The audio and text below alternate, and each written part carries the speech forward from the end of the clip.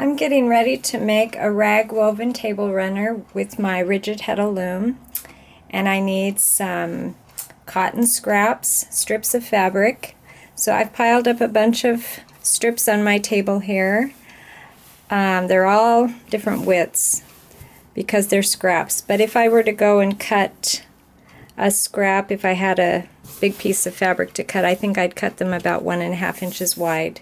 They're all different lengths. I'm just going to show you how to join them together to use them as yarn for your woven project, and when I get some yarn made, I'm going to put it onto this shuttle here to weave in my loom. Okay, one strip at a time. I just sit down at my machine, try to find the end of one of these, and this time I'm doing all different colors. Sometimes I try to stick with a color theme, but this I'm just going to use up some scraps. So I just sew across the end, and I just keep adding, and I try to mix up the colors a little bit as I go. Find the end of this one, and maybe I'll use this blue. Sometimes they're thinner or wider, and that's okay. No one's ever going to know because it's going to be all scrunched up into my woven table runner. Sometimes there's threads. See, this one's kind of wide and this one's skinny, but I'm going to do it. I'm going to just do this. These are leftovers mainly from quilts, where after quilting them I have trimmed the quilt before putting the binding on, and I stick the leftover scraps in here. Here's a black and white.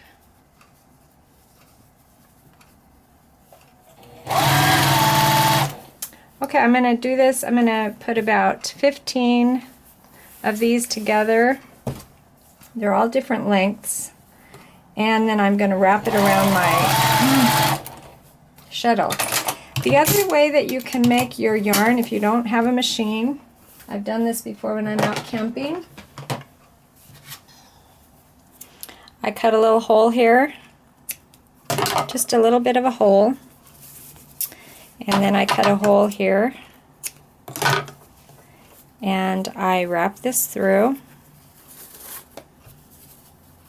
And then I take this through this end and I pull tight. It makes a little bit, you're going to have a little bit more bump in your woven object, but it works if you don't have a machine. Put a little hole, find the end, here it is. Just snip a little hole right here and put it through.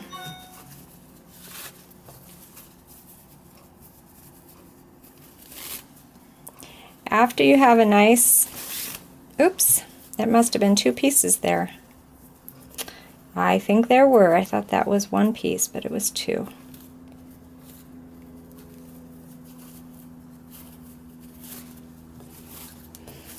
I just pull that tight.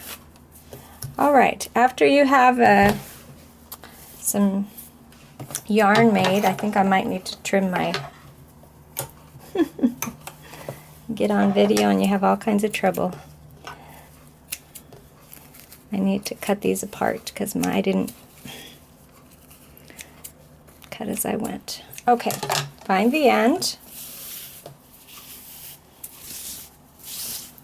Look for the end here, and then I get my shuttle and I wind it on my shuttle. Here's this. I'm having trouble finding the end because I am on camera. That's what happens. Well, there's an end right there. Okay. Hopefully I can show you how to do this. Just hold that with your hand and stretch it onto your shuttle.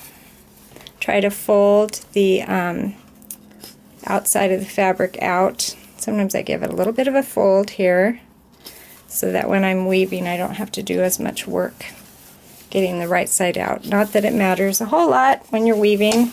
It gets all scrunched together.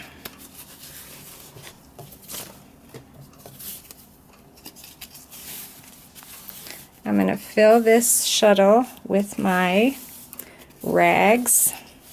Rag weaving it's called. With my strips of cloth. Yep, there we are at the end. And I have about that much.